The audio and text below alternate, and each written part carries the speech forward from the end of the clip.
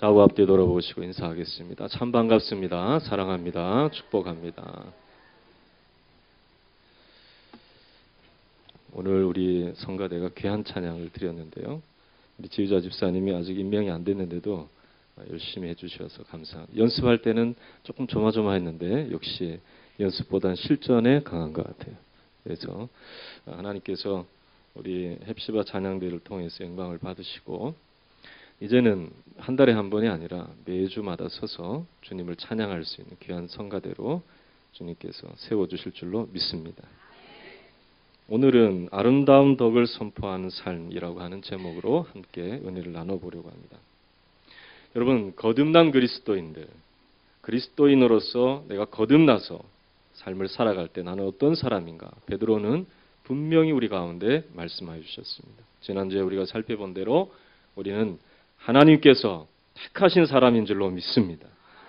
왕 같은 제사장인 줄로 믿습니다. 그의 나라가 된 것입니다. 그래서 우리는 하나님이 원하시는 삶을 살아가는 참 놀라운 그런 삶을 살아가게 되었던 것이죠. 이것을 알고 한 주간 동안 묵상하면서 나는 과연 그런 사람이구나. 참 세상에서 볼 때는 사람들이 나를 정말 나그네처럼 대접하고 나를 별 볼 일 없는 사람으로 취급한다 할지라도 하나님께서 나를 사랑하여 주셔서 예수 그리스도를 이 땅에 보내어 주시고 주를 믿는 마음을 내게 주셔서 세상 사람들이 가질 수 없는 정말 하나님의 자녀만이 누릴 수 있는 영적 지위를 내게 허락하여 주시고 나를 거듭나게 하셔서 하나님이 주신 삶을 살아갈 수 있게 했구나 하는 이 감격 속에서 사신 분도 계실 거예요. 어떤 분은 다 잊어버리고 이 목사님이 그런 설교를 언제 했지? 하시는 분도 물론 계시겠지만은 그러나 여러분들 마음속에 대부분 내가 그런 사람이구나 하는 그런 마음을 가졌을 것입니다. 지금은 고인이 되었지만은 오카노 목사님께서 제자 양육을 할 때 초창기 때 이런 일이 있었다고 합니다. 자기가 가르치는 사람 중에서 배운 제자 양육을 통해서 배운 제자 중에서 한 사람이 항상 세상에 나아가서 그리스도인이지만은 참 자기보다 잘난 사람들 곁에서 경쟁해야 되니까 늘 굴욕감을 느꼈다는 거예요.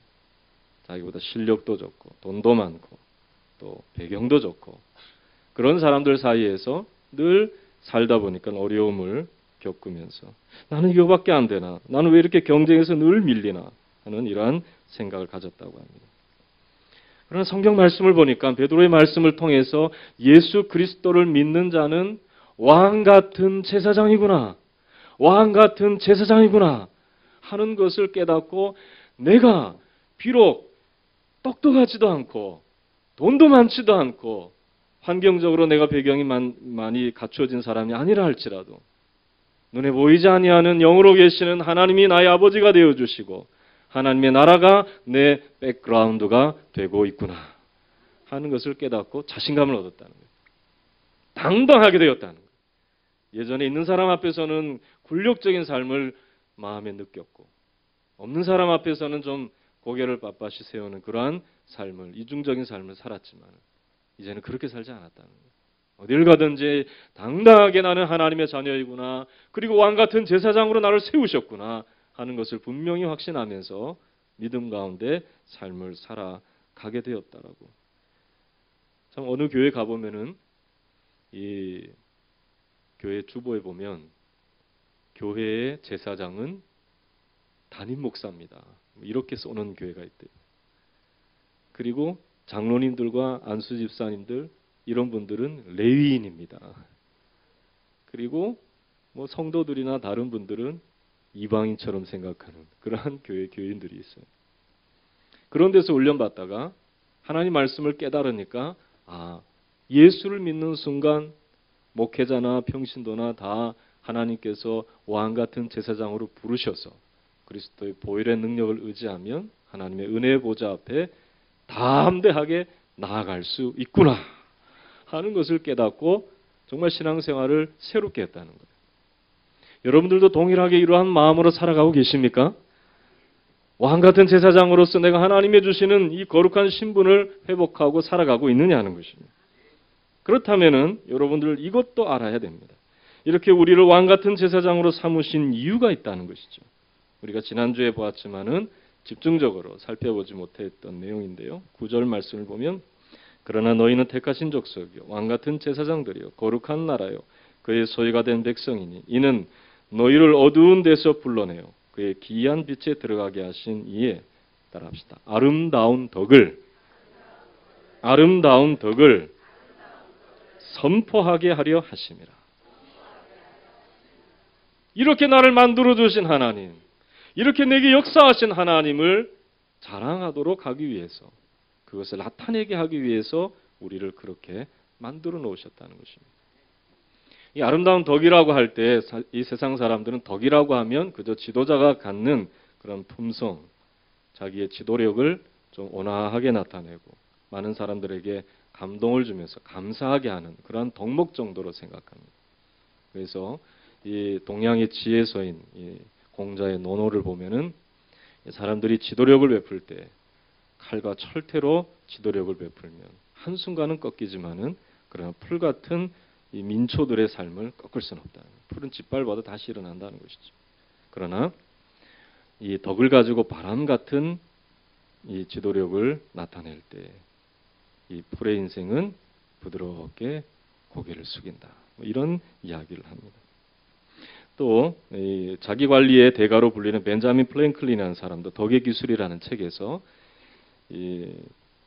자신에 있어서 가장 아름다움을 나타내는 것은 덕이다. 이렇게 말을 했습니다. 뭐 서양과 동양이 조금 차이는 있지만 그러나 비슷하게 인간이 나타낼 수 있는 성품 중에서 가장 고상하고 아름다운 성품을 덕으로 표현하기도 합니다. 그래서 이 벤자민 플랭클린 덕의 요소를 13가지로 얘기하는데 절제, 침묵, 규율, 결단, 검약, 근면, 성실, 공정, 중령, 청결, 평정, 순결, 겸양. 뭐 좋은 말은 다 갖다 붙었죠. 그렇게 사람들이 자기를 관리하면서 자기를 성장시켜 나갈 때에 마지막에 드러나는 가장 아름다운 이 삶의 정수, 가장 아름다운 그 부분이 덕으로 표현될 수 있다. 뭐 이렇게 얘기를 합니다. 그러나 베드로는 이 아름다운 덕을 사람이 나타낼 수 있는 최고의 경지의 그러한 성품이나 삶의 모습으로 이야기하지 않습니다. 아름다운 덕은 헬라어 타스, 아레타스라고 하는 단어인데요. 여러분들이 헬라어를 잘 모르시겠지만 이 뜻은 무엇이냐면 하나님을 찬양함, 탁월함. 여러분 우리 찬양은 탁월하게 하나님 앞에 올려드리는 제사가 되어야 될 줄로 믿습니다. 이 찬양이라는 것은요 하나님 앞에 탁월함을 드리는 거예요. 그러니까 하나님이 원하시는 것은요 우리가 우리 인생 가운데서 가장 귀한 것으로 하나님 앞에 드리기를 원하십니다. 그런데 하나님은 그것보다 더 귀한 것을 우리 가운데 이미 주시려고 준비하시고 하나님을 경외하는 자들에게 좋은 것을 아끼지 아니하시고 주실 줄로 믿습니다.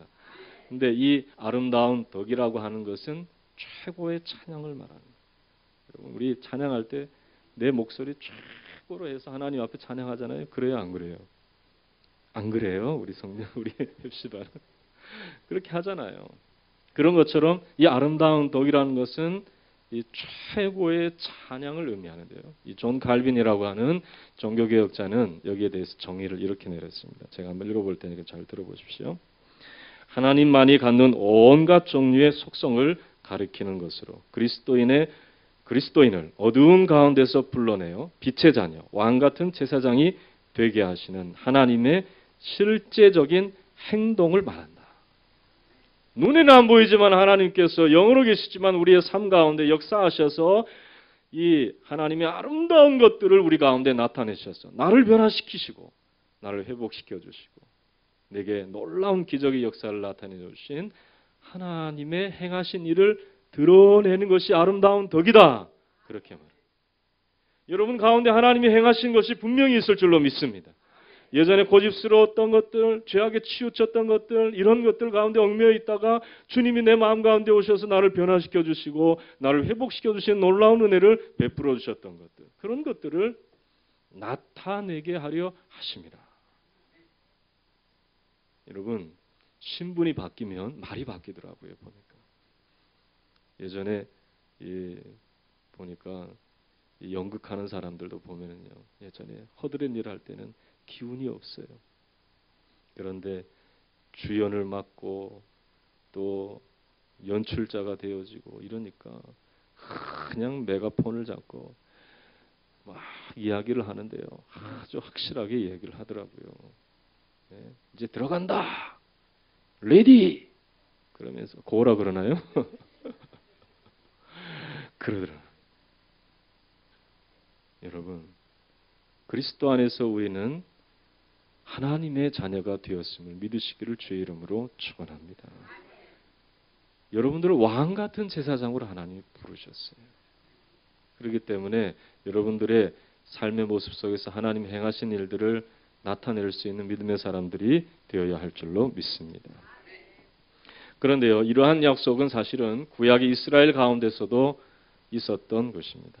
이미 약속되어 있던 것입니다. 출애굽기 19장 5절에서 8절의 말씀을 보면은 하나님이 이스라엘 백성들과 시내산 언약이라고 하는 언약을 맺기 이전에 그들을 준비시키는 과정 속에서 하나님께서 이 모세를 통해 이스라엘 백성들에게 이것을 분명히 말씀하셨습니다. 하나님이 이제 약속을 맺을 때 그 약속이 이제 맺어지게 되면 나는 너희의 하나님이 되고 너희는 이 모든 세상 나라의 제사장 나라가 될 것이다. 제사장 나라라는 것은 제사장은 이스라엘 백성들이 잘 몰랐지만은 이 모세의 율법을 통해서 하나님의 거하시는 집인 성막의 제도를 통해 제사장이 어떠한 위치를 갖고 있는지에 대해서 분명히 알려주셨습니다. 제사장은요, 하나님과 죄인 사이에 중보의 역할을 하는 존재예요. 하나님의 거룩하시고 온전하시고 어미하신 그 말씀을 제사장은 받아서 죄인인 백성들에게 죄사함의 선포를 통해서 하나님이 그들을 회복시켜 주시고 약속하신 말씀을 통해서 그들을 축복하시는 것들을 전달하는 역할을 한 것이죠. 제사장은 백성들이 하나님 앞에 나아갈 수 있도록 하나님이 정해놓으신 방법대로 짐승의 피를 가지고 들어가서 이것이 이들의 연약함과 부족함이지만 하나님 앞에 드려지는 제사입니다. 주님 받으시고 그 죄를 용서하여 주시옵소서. 그렇게 고백하면서 하나님과 백성 사이에 중보의 역할을 했던 사람, 제사장이라는 것이죠. 그 중에 대제사장이 1년에 한 번 지성소에 들어가서 온 이스라엘의 죄를 사하는 하나님의 속죄의 은혜를 받고 그들에게 선포하는 역할을 했습니다. 이러한 제사장 나라가 될 것이다라고 이스라엘 백성들에게 말씀하신 것은 하나님이 이스라엘 백성들을 구속하셔서 그들 가운데 축복하신 하나님을 보여주시고 온 이방으로 하여금 온 이 흩어져 있는 하나님의 형상으로 지음받은 사람들로 하여금 하나님을 알고 하나님께 나아가고 하나님의 말씀대로 회복되어지는 그날을 하나님이 허락하시기 위해서 이스라엘을 구별되게 세우셨다는 것입니다. 그러면 이스라엘이 해야 될 것이 무엇이냐? 그것은 다름이 아니라 하나님 앞에서 말씀대로 하나님이 불러주신 그 뜻대로 살아가는 것입니다. 그래서 모세가 이 말씀을 전했을 때에 장로들을 불러 세우고 온 백성들에게 하나님의 이 뜻을 전할 때에 이스라엘 백성들은 이렇게 고백했습니다. 우리가 다 행하리이다. 우리가 모세를 통해 우리 내게 주신 말씀대로 다 행하리이다 라고 말했습니다. 근데 과연 이스라엘 백성들이 다 그렇게 행했습니까? 이스라엘 역사를 보면 안 그랬어요. 이들은 다 행하리다라고 말해놓고 이들은 점차 시간이 지날수록 하나님을 떠났습니다. 이들의 예배 가운데는 하나님이 없었어요. 마당 이 성전 문지방만 밟는 그러한 모습만 나타냈습니다. 그리고 점점 하나님을 떠나서 이방의 신들을 섬기는 그런 어리석음을 범하게 되었다는 거예요. 그래서 제사장 나라로 세웠지만은 그 역할을 감당하지 못했다는 것입니다.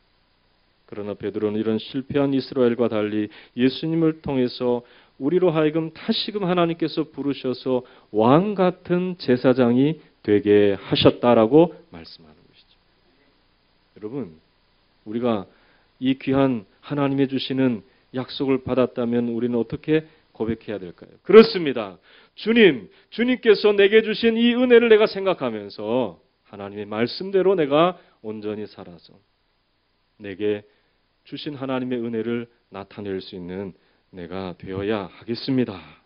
주님이 주신 아름다운 덕을 선전하는 자로 나를 세우셨사니 그대로 살기를 원합니다. 그렇게 자신을 하나님 앞에 드려야 되는 것이죠. 그러나 그렇게 하지 못하는 우리의 모습을 발견할 때가 참 많습니다. 우리는 이러한 연약함을 반복해서는 안 됩니다. 베드로는 그래서 왜 우리가 하나님 앞에서 이 거룩한 직분을 감당하지 못하는가에 대한 부분을 생각할 수 있도록 오늘 두 가지를 교훈해 주고 있습니다. 첫째로 우리는 이 세상에 대해서 거류민과 나그네이라는 사실을 알아야 하는데 그것을 모르기 때문에 우리는 이 세상에서 그저 속해서 세상 방법대로 살아가다가 왕 같은 제사장의 역할을 감당하지 못한다는 것이죠. 한번 따라해 볼까요? 우리는 세상에서 거류민과 나그네다. 11절 말씀을 보면 사랑하는 자들아 거류민과 나그네 같은 너희를 권하노니라고 말씀하고 있습니다. 아니 왕 같은 제사장이라고 하면서 왜 우리로 하여금 거류민과 나그네라고 할까요? 우리로 하여금 외국인과 이 여행자다. 지금의 표현을 하면 너희는 이 땅에 살지만 이 땅에서 외국인과 이 여행자의 그러한 모습이다라고 말하냐면 우리의 신분은 땅에 속한 것이 아니라 하늘에 속한 것이기 때문인 것을 베드로는 분명히 말씀하고 있는 것입니다. 여러분 왕 같은 제사장으로 하나님께서 부르셨을 때는 하나님의 나라의 신분으로 우리를 부르신 것을 믿으시기를 주의 이름으로 축원합니다. 그래서 이 땅에서 그 역할을 감당하라는 것입니다. 그럼 우리가 마음속에 가져야 될 것은 이 땅에서는 거류민과 나그네의 그러한 모습을 우리는 가지고 살아가야 한다는 것입니다. 이스라엘 백성들도 가나안 땅에 정착해서 살아갈 때에도 초막절을 통하여 가나안 이 땅에 있지만 광야의 나그네의 삶을 기억하며 살아가야 했습니다. 그 이전에도 아브라함에게 말씀하신 대로 하나님께서는 이들이 돌아갈 본향이 이 땅에 있지 않다는 것을 말씀해 주시고 하늘에 있다는 것을 알려주셔서 그에게도 약속의 땅이 있지만 본향을 향해서 나아가는 그러한 삶을 살아가도록 인도해 주셨던 것을 보게 됩니다. 그러나 이들은 이 땅에 대해서 이방인으로 삶을 살며 거류민으로 살아가야 했지만 그러나 이 땅에 정착하여 살아가는 습관으로 바뀌었다는 것입니다. 하나님의 나라를 향해서 나아가는 거룩한 성, 주님이 예비하신 그 영원한 성을 향해서 순례자의 길을 걸어가야 함에도 불구하고 이들은 그렇게 하지 않고 그 땅에 정착해서 살아가려고 하는 그러한 삶을 살았던 것입니다. 마치 하나님의 나라의 백성이 세상에 귀화해서 세상 사람으로 살아가려고 했던 것과 똑같다는 거예요. 여러분, 이 우리나라에 살아가는 많은 외국인들이 있습니다. 100만이 넘는다는 이야기가 있죠. 외국인들이 이 땅에 살아가면서 노동자로 살기도 하고 각 분야에서 살아가죠. 그런데 외국인의 신분을 가지고 있기 때문에 많은 제약을 받습니다. 그래서 이들이 하는 최종 하게 되는 결단이 무엇입니까? 귀화하게 되는 거죠. 귀화. 일본에 살아갈 제가 한 2년 정도 있었지만 그때 사업하는 사람들이 가장 유혹받는 것이 무엇이냐면 외국인이기 때문에 받는 규제가 너무 심하고 세무조사도 많이 나오고 세금도 많이 내니까 귀화하면 혜택을 많이 주겠다. 일본인으로 귀화하는 그러한 사람들도 몇몇이 있었던 것을 제가 보게 됩니다. 그런 것처럼 세상에 귀화해서 복음의 말씀을 듣고 하나님 말씀대로 살아가면 세상에서 좀 거치는 것들이 많고 사람들의 시선도 많고 좀 불편한 게 많으니까 세상 사람처럼 귀화해서 살아가는 그러한 그리스도인들이 있기 때문에 안 된다는 것입니다. 우리가 왕 같은 제사장으로 하나님이 주시는 신분을 가지고 살아갈 때 필요한 것은 이 땅에서 내가 손가락질을 받던 내 삶 가운데 불편함을 경험하던 나는 따라합시다. 이 땅에서 거류민입니다. 외국인입니다. 나그네입니다. 여행자입니다. 그렇게 말할 수 있는 자가 되어야 되는 것이죠. 잠시 불편해도. 여러분 여행 가면 불편해요? 안 불편해요? 여러분 럭셔리 여행만 다니셨나 봐요. 안 불편하죠? 가면 불편해요. 빨리 어디 가고 싶죠? 여러분들은 여행을 안 다니신 건가? 아니면 여행을 럭셔리 여행만 다니셨나? 집에 빨리 가고 싶죠. 어딜 가든지 집이 더 좋다고. 아닌 분도 물론 계시겠지만 그렇습니다. 우리 이 땅의 삶을 그렇게 살아가야 된다는 것이죠. 좀 불편하고 힘들고 어려움이 있어도 복음대로 살아가는 은혜가 있기를 주의 이름으로 축원합니다. 그래야지 그 신분을 감당할 수 있다는 거예요. 옛날에 우리 나라의 이 장훈 선수가 일본에서 야구 선수로 활동할 때 일입니다. 일본인으로 귀화해서 활동하면 편하게 할 수 있다는 권고를 많이 받았습니다. 조금 마음이 흔들렸지만은 장훈 선수의 어머니가요 이런 말을 했다는 거예요. 저 화면에 보이시죠? 야 이놈아, 편하게 살고자 조국을 버리는 그딴 짓을 하거든 당장 야구를 때려치우고 가족에게로 돌아오거라. 그랬다. 너 좀 편안하게 살고자 조국 버리는 그 일을 네가 하려고 하느냐 하는 이 정말 어머니의 이 말씀이 귀에 쟁쟁하게 울렸기 때문에 흔들리지 않았다는 거예요. 조센징이라는 소리를 들어가면서 타석에 섰을 때 막 야유하는 소리가 들렸대. 그런데 보기 좋게 야유하는 소리를 뚫고 저렇게 그냥 일본인 투수가 던지는 공을 한 방에 날려서 그때 일본인들도 하지 못했던 장외 홈런을 치는 그 장면이 바로 이 장면입니다. 감동적이지 않습니까? 여러분, 우리는 하나님의 나라의 백성임을 기억하시기를 주의 이름으로 축원합니다. 주님의 음성을 들으시기를 주의 이름으로 축원합니다. 이 땅에서 외국인과 여행자로서의 삶을 내가 살아가고 있다고 생각할 수 있어야 됩니다. 그래야지 내가 하나님의 아름다운 덕을 선전하는 자가 되는 것입니다. 주님 내게 행하신 것, 내 본향에는 참 좋은 것이 많다고 말할 수 있습니다. 그곳에는 우리 주님이 나를 위하여 집을 예비하시고 각양각색의 아름다운 것을 예비하셔서 영원토록 누리도록 인도해 주시고 계시다 하는 것을 자랑할 수 있는 것이죠. 여러분, 바울은요, 내가 복음을 부끄러워하지 않다고 그랬습니다. 복음 때문에 당하는 고난이 얼마나 많았습니까? 그가 그저 유대인으로 살았으면, 유대교를 믿고 유대인으로만 살았으면 그는 그런 고난을 안 당했을 것입니다. 그러나 예수를 믿고 다메섹 도상에서 예수를 믿는 자들을 잡으러 가려고 할 때에 주님이 자기에게 이 큰 광명으로 큰 소리로 임하시는 살아계시고 부활하신 주님, 그 주님을 경험하고 난 이후에 자신의 인생이 완전히 바뀌었습니다. 그래서 예전에는 이 교회를 핍박하고 예수를 핍박하는 자에서 이제는 복음을 증거하는 자가 되었고 그것을 자신의 목숨보다 더 귀한 사명으로 여기는 자가 되었습니다.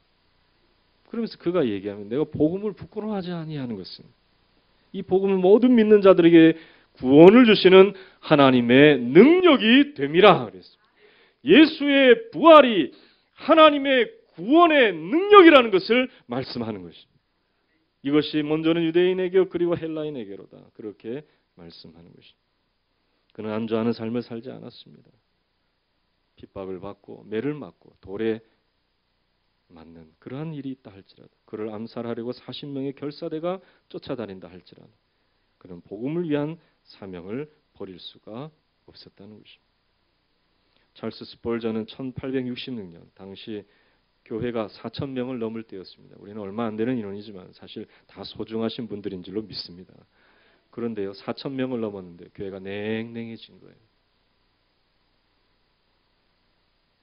그때 스펄전이 이런 설교를 했습니다. 사랑하는 형제자매 여러분, 세상에 안주하지 않고 주님을 향해 가슴이 뜨거운 사람 12명만 있다면 이 런던은 삭막하고 고독한 환경에서 벗어날 수 있을 것입니다. 그러나 4,366명이라 할지라도 전부가 다 미지근한 사람들이라면 이 런던 땅에는 아무 일도 일어나지 않을 것입니다. 그랬다. 여러분, 세상에 귀하여 안주하면 아무것도 일어나지 않습니다. 세상 사람처럼 살아가면 여러분들의 가정이나 여러분들의 직장이나 여러분들의 삶의 터전에서 아무 일도 일어나지 않습니다. 그러나 나를 왕같은 제사장으로 여기시고 내게 직장 생활 속에서 내가 일하는 일터 속에서도 하나님이 나와 함께 하심을 믿으며 하나님의 방법대로 행할 때에 삶을 변화시켜 주시는 주님의 역사가 여러분들의 가정에서, 직장에서, 삶의 터전에서, 학교에서 일어나게 될 줄로 믿습니다. 이런 하나님의 아름다운 덕을 선전할 수 있는 축복의 사람이 되시기를 주님의 이름으로 축원합니다. 둘째로 우리는 육체의 정욕에 사로잡혀 있어서는 안 된다는 것을 말씀하고 있습니다. 자, 한번 11절 말씀을 다시 읽어볼까요? 11절 읽겠습니다. 시작. 사랑하는 자들아, 거름인과 나그네 같은 너희를 권하노니 영혼을 거슬러 싸우는 육체의 정욕을 제어하라. 육체의 정욕을 제어하라. 이 육체의 정욕은 영혼을 사냥하는, 영혼을 거스려 싸우는 것이다라고 말하고 있습니다. 사실 우리 육체의 욕구들이 다 있죠. 먹고 쉬고 행복을 누리려는 그런 욕구들이 있습니다. 그 자체를 부정하는 게 아니에요. 금욕주의의 삶을 살으라고. 옛날에 수도원의 사람들처럼 자기를 막 치면서 밥도 먹지 못하고 그렇게 살려고 하는 게 아니에요. 육체의 정욕 중에서 영혼을 거스려 싸우는 것이 있다는 것을 말씀하고 있는 것이죠. 이것은 하나님의 사랑에서 벗어나게 하는 세상의 유혹입니다. 주님이 나를 사랑하셔서 내게 베푸신 그 은혜에서 벗어나게 하는 거죠. 세상으로 달려나가려고 하는 그러한 이 세상의 미끼와도 같고 유혹의 손길과도 같은 그것을 거스리라는 것입니다. 존 버년이라는 사람은요, 철로역정이라는 책에서 그리스도인의 순례자의 길에서 만나는 여러 유혹에 대해서 이길 것을 교훈하고 있는 것을 보게 됩니다. 그는 여러분들이 책을 읽어보신 분도 계시겠지만은 그가 이 세상 죄악의 짐을 벗어버리고 이제 주님이 주시는 길을 걸어가려고 하는 순례자의 길에서 소망이라는 사람을 만납니다. 크리스천이라는 사람인데요. 거기서는 크리스천이라고 표현하고 있습니다. 소망이라는 사람을 만났습니다. 그래서 함께 소망과 함께 길을 걸어가게 되었습니다. 그런데 그렇게 길을 걷다가 두 마음이라는 사람을 만나는 장면이 있는데 이 두 마음은 패거리를 또 만나게 됩니다. 이 두 마음은 세상의 집착, 돈, 사랑, 노랭이라고 하는 그러한 이름의 사람들과 만나서 어우러져 있었다는 거예요. 그 중에 이 두 마음이라는 사람이 리더가 된 거예요. 네, 여러분, 두 마음 품으면 안 됩니다.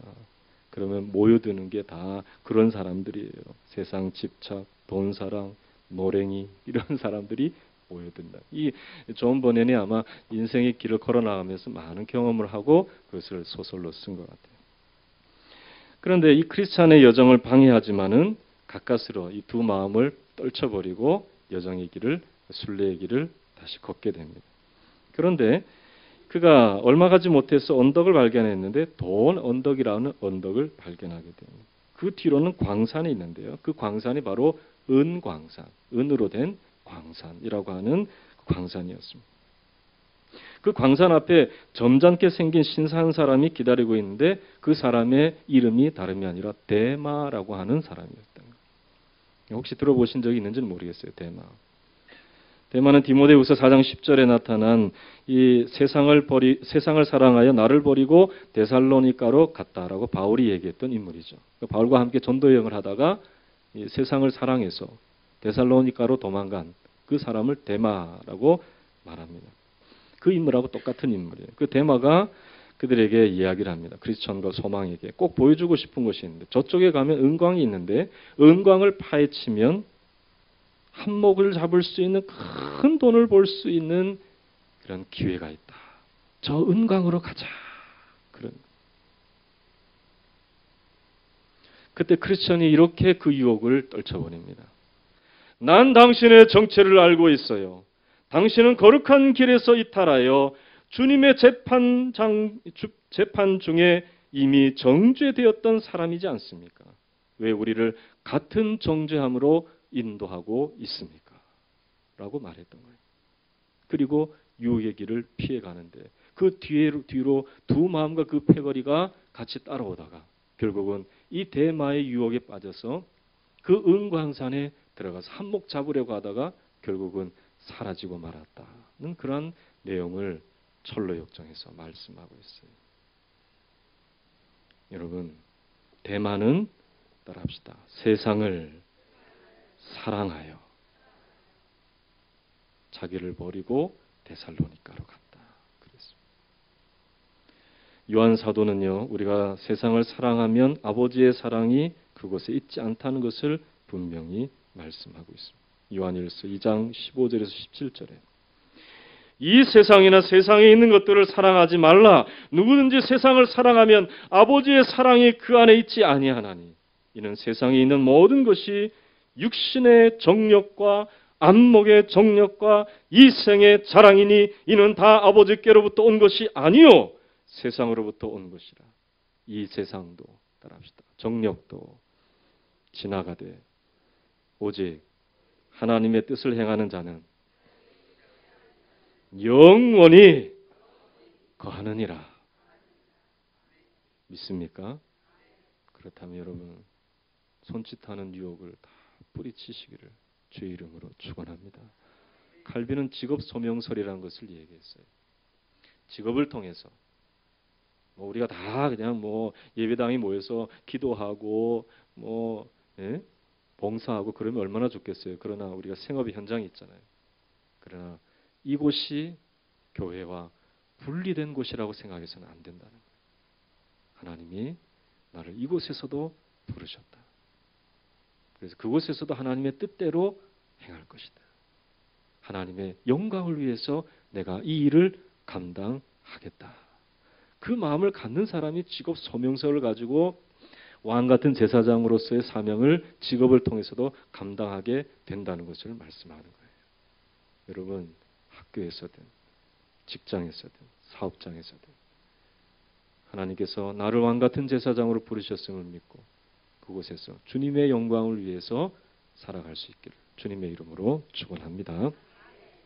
우리를 이 세상 유혹에서 벗어나서 하나님을 사랑하는 그 마음을 잃어버리는 이 세상의 유혹에서 우리는 빨리 벗어나서 하나님이 원하시는 삶을 살아가야 하는 것입니다. 여러분 12절 이후의 말씀 속에 우리가 보는 이 본문의 내용들은요. 다 하나님 앞에 죽게 하듯 하라는 것을 말씀하고 있습니다. 세상의 권위자들이든 어디든 자신을 주관하는 일들이 있든 누구 앞에서든지 따라합시다. 죽게 하라. 죽게 하듯 하라. 그렇게 말씀하고 있는 것이죠. 자, 13절의 말씀을 한번 대표적으로 한번 봅시다. 13절 읽겠습니다. 시작. 인간의 모든 제도를 주를 위하여 순종하되 혹은 위에 있는 왕이나 그렇게 말씀하고 누구를 위하여 순종하되 주를 위하여 모든 것을 다 죽게 하듯 행할 수 있기를. 그리하여 하나님이 주신 아름다운 덕을 나타내서 위로부터도 사랑을 받고 아래에서도 사랑을 받고 베풀 수 있는 아름다운 덕을 나타낼 수 있는 저와 여러분 되시기를 주님의 이름으로 축원합니다. 우리 주님의 예를 들고 있습니다. 욕을 당하시되 맞대어 욕하지 아니하 23절의 말씀을 봅니다. 고난을 당하시되 위협하지 아니하시고 오직 공의로 심판하시는 이에게 부탁하시며 친히 나무에 달려 그 몸으로 우리 죄를 담당하셨으니 이는 우리로 죄에 대하여 죽고 의에 대하여 살게 하려 하심이라. 그가 채찍에 맞음으로 너희는 나음을 얻었다라고 말씀하고 있습니다. 이미 우리는 예수 그리스도께서 우리를 위해 필요한 모든 것들을 다 행하신 줄로 믿습니다. 주님 바라보면서 주 안에서 내가 왕 같은 제사장으로 살아가기를 원합니다. 비굴하지 않기를 원합니다. 교만하지 않기를 원합니다. 내 삶 가운데 하나님의 뜻을 나타내어서 아름다운 덕을 실천하며 살아갈 수 있는 우리가 될 수 있도록 역사해달라고 오늘 시간에 우리 다 같이 들은 말씀대로 살아가 내게 주신 이 그리스도 안에서 놀라운 이 신분을 나타내며 영광 돌릴 수 있도록 인도해달라고 우리 간절한 심령으로 기도하도록 하겠습니다. 좋으신 하나님 아버지 은혜를 감사합니다. 주님 말씀하신 대로 우리가